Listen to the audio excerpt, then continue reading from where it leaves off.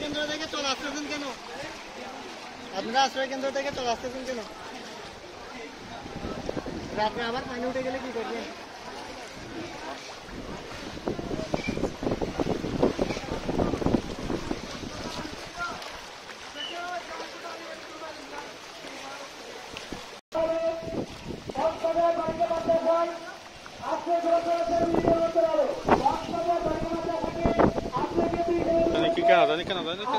আপনাদেরকে নিরাপদ পানি খাবারের ব্যবস্থা করা হয়েছে।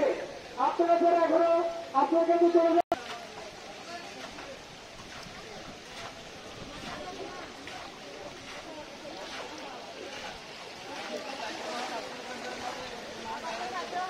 তিনটার দিকে যেটা মারবে আপনারা তো চলে আসতেছেন, নিরাপত্তা তো নাই।